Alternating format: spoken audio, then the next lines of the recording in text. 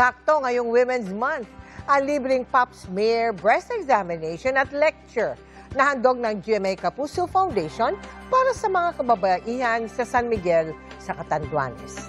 Malaking tulong ito lalo't ayon po sa Health Department. Isa ang breast cancer sa nangungunang sanhi ng pagkamatay ng mga kababaihan.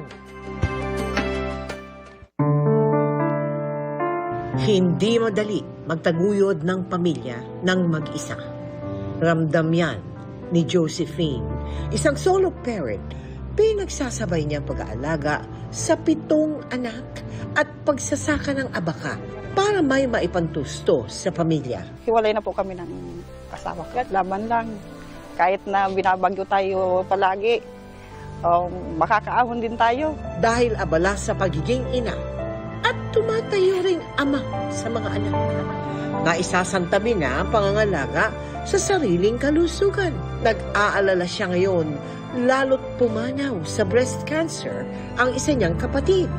Ngayong Women's Month, kabilang si Josephine sa 60 kababaihan sa San Miguel na sumailalim sa libreng pap smear, breast examination at lecture ng GMA Kapuso Foundation. Cervical cancer, yung pagdudugo ng dinurugo po kayo ng hindi pa dapat ireglahin, may masakit na puson, yun po yun.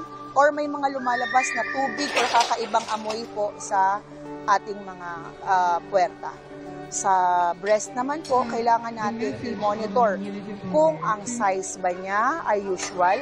May mga regalo at pagkain din para sa ating mga beneficiaries.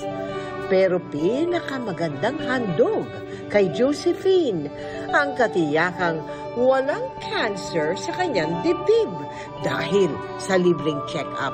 Pasalamat din po ako sa GMA Kapuso kasi nakapag-sponsor sila dito sa bayan namin.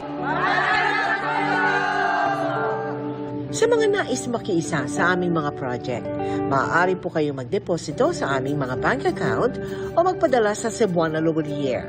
Pwede rin online via GCash, Shopee, Lazada, Globe Rewards, Metrobank Credit Card at Palawan Pay.